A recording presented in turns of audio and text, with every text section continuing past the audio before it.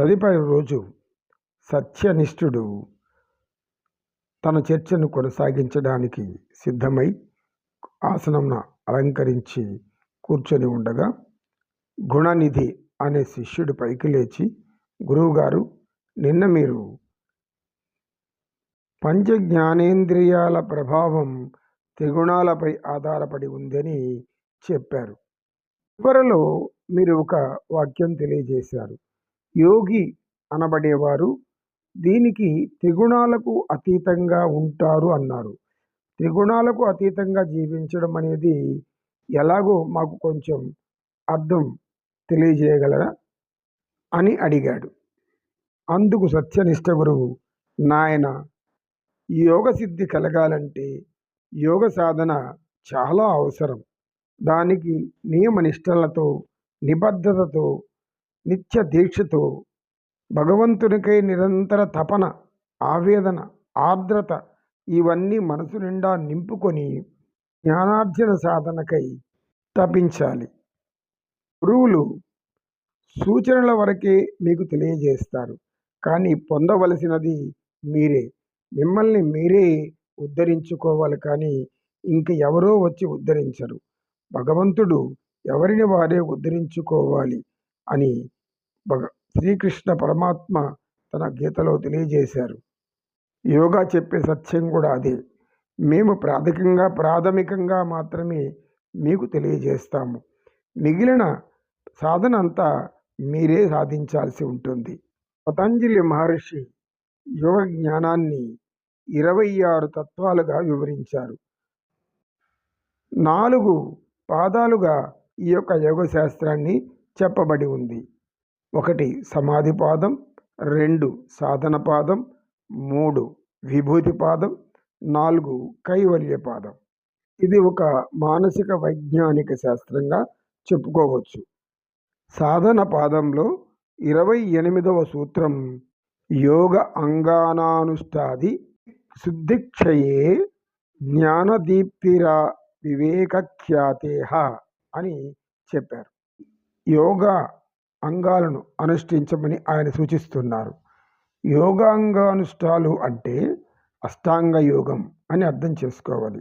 అష్టాంగ యోగంలో ఆయన యోగ సిద్ధిని పొందే మార్గం తెలియజేశారు.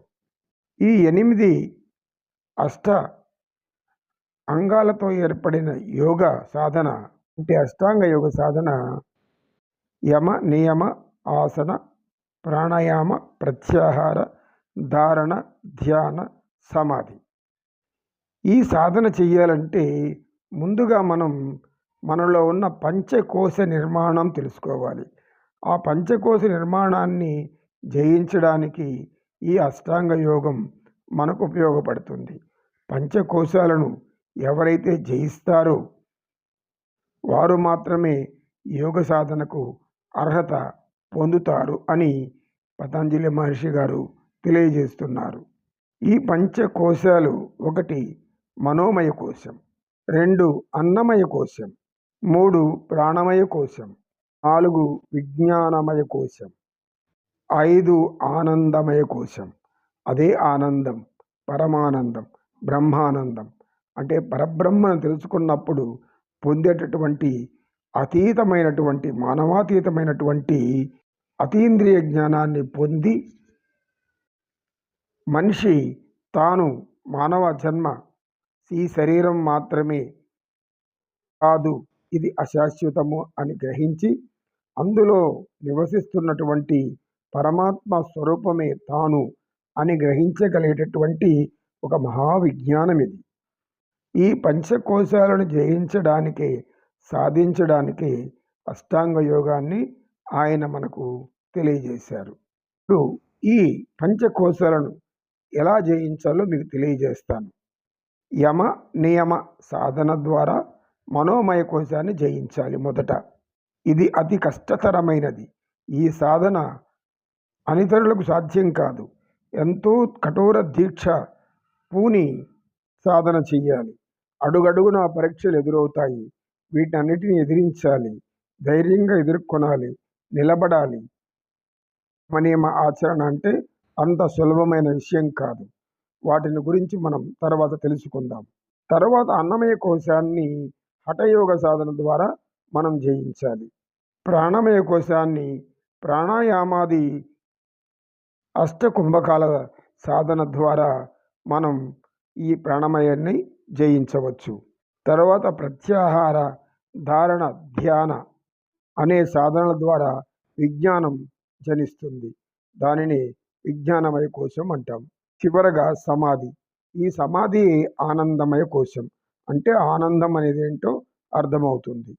ఆత్మస్వరూపం అంటే ఏమిటో అర్థమవుతుంది. ఆత్మ అంటే ఎవరో తెలుసుకోగలుగుతాం అని చెప్పి సత్యనిష్ట గురువు ఈ రోజుకి మనం ఈ చర్చ చాలించుదాం అని ఆయన తన ధ్యాన సాధనకు ఉపక్రమించి తన ఆశ్రమంలోకి వెళ్ళిపోయారు. సర్వే జనా సుఖినో భవంతు, సర్వసన్మంగళాని సంతు. ఓం శాంతి శాంతి శాంతి.